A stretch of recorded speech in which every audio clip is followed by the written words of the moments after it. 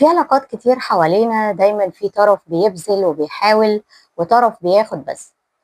يمكن انت الطرف اللي دايما بيدي اكتر، اللي بيبادر واللي بيعدي، اللي بيخاف على زعل اللي قدامه حتى لو هو مش غلطان، بيخاف يخسر وبيحاول يحافظ على العلاقة عشان ما تتهدمش. بس تفتكر ده صح؟ ربنا سبحانه وتعالى لما وصف العلاقة بين الزوجين قال: وجعلنا بينكم مودة ورحمة. مش بس حب، لكن مودة ورفق وونس لبعض، ورحمة متبادلة.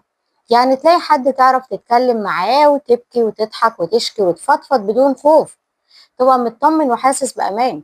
لكن لو فضلت لوحدك تدي وتغفر وتتحمل والتاني مش شايفك أصلا ولا مقدرك، عمرك ما هتحس بالأمان ده ولا براحة الونس دي. اعرف إن العلاقة دي مش متوازنة، ده اسمه استنزاف. الحب الحقيقي مش اختبار صبر ولا تحدي كرامة، هو سكن مش ساحة حرب.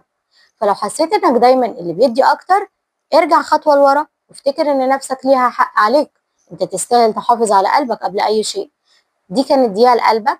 ما تسيبش نفسك فريسة للعلاقات اللي بتستهلكك وتستنزف طاقتك. اختار العلاقات اللي تحسسك انك مش محتاج تبذل مجهود عشان تتفهم وتتحب، اللي فيها كلمة احنا مش انا بس. اختار اللي يشاركك الطريق، مش يسيبك تمشي لوحدك. عايزاك تفتكر إن ليس الكريم من يكرمك إذا أحبك، إنما الكريم من يكرمك حتى في خلافه معك. قولي، لو كنت مريت بعلاقة زي كده كنت بتدي فيها أكتر من اللازم، هل تأذيت وإيه شكل الأذى وإزاي اتعلمت تحب نفسك وتقدرها وأخدت القرار إزاي؟ هستنى إجابتك.